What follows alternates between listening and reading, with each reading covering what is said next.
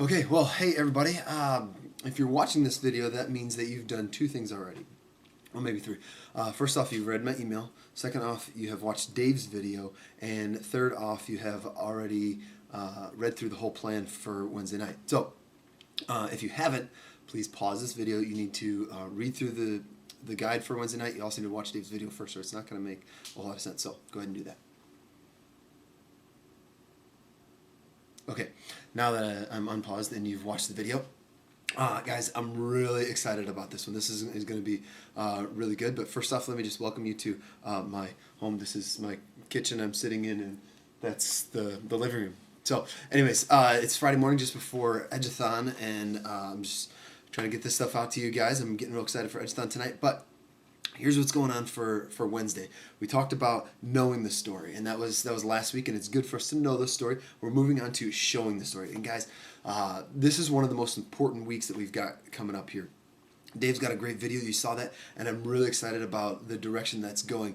Man, he's really diving into the whole consumerism mindset of Christianity, and so many times I do this a lot. I'm sure we all do this a lot. It's huge in our church, but uh, we go to church so often just focusing on ourselves, and I think our students do that a lot. So much of what we do is just focused on ourselves and what we're doing, and this is a huge step for them to understand that this is not about them. We started talking about that with one, that it is not about them. This is that next step for us to truly shine bright, for us to be kind of a refreshing presence in our community, in our culture. We need to be something different. And what our culture is very much so is all about me, what I can get. Even people that are trying to do good, most likely it's for something that they get out of it. And so what we want to do, what we want to be known by, is true sacrificial love, true servanthood. That's what we're going after. So for this one, as you've hopefully read the Mark passage, uh, it's such a great story, and it really dives into, we are not doing this for ourselves. If you've read through the guide for Wednesday night, you'll know that there's a whole bunch of questions in there. We talk about the Mountain Dew thing, and just tie that in there, and it's gonna bring that up. Some students may have seen the video. You may want to go look for it yourself. It really is a hoax. They actually had to add a glow stick in there to make that glow. It's the peroxide that actually helps a little bit, but totally a hoax. But bring that in and just kind of show that. Use that as much as you feel comfortable using that. Then all the questions that Dave has that follow there, those are good conversation starters, and those are all the different things that we want to be talking about. That's the conversation that you want to have out of this. You do not need to hit every single question in exact order, but as you read through it, as you pray through it, you should kind of get an idea of the direction that conversation should be going. And that's the direction that you want to take them. So use that as good ideas and different places that you can go. If you have other questions, come talk to me about that. Shoot me an email, or we can talk, whenever. But we want them to truly get that what is supposed to be different is that it's not about them. They're truly supposed to be serving other people.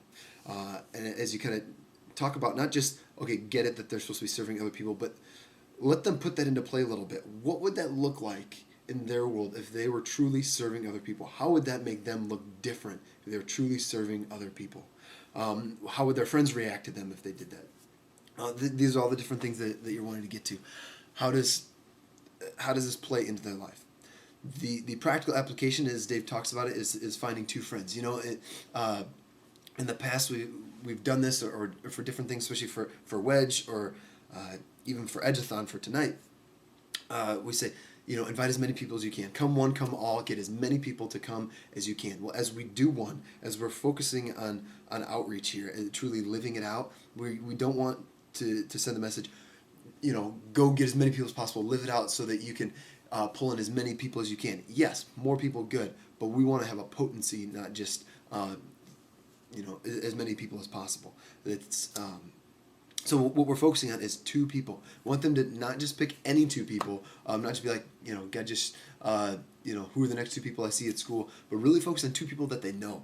And this is kind of a pastoral moment that you're going to get into here, where you need to kind of guide them into, who is God laying on their hearts? Who's somebody that's in their life that either they've been hearing God kind of prompt them towards, or has been kind of put on their heart. These are the people that you want them to think of. Who's a good friend? Who's somebody that's been asking a lot of questions?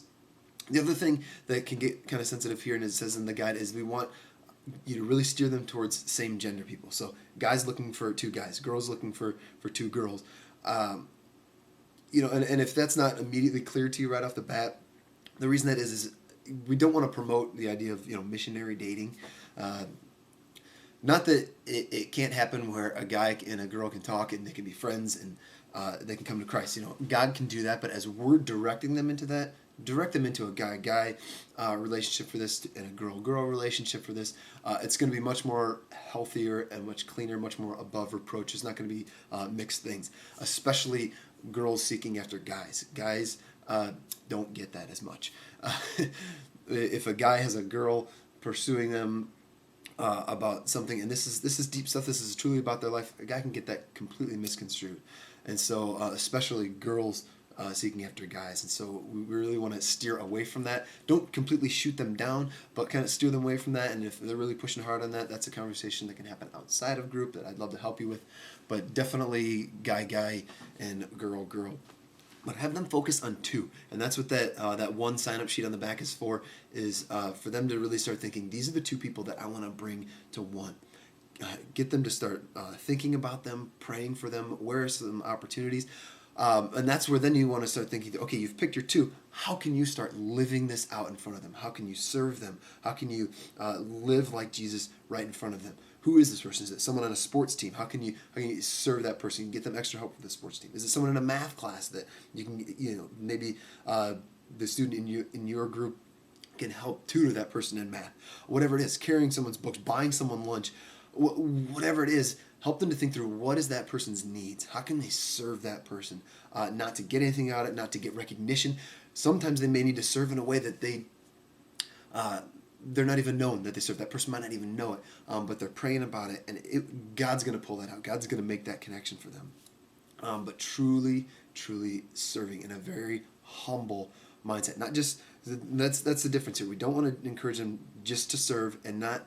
And we don't want to do a bait and switch here. We don't want to encourage them, hey, serve so that you can share the gospel, so that you can share the story, or just so that you can get them to one. You know what? If this takes them a year to keep serving this person, and one's not even on the table right now, that's okay.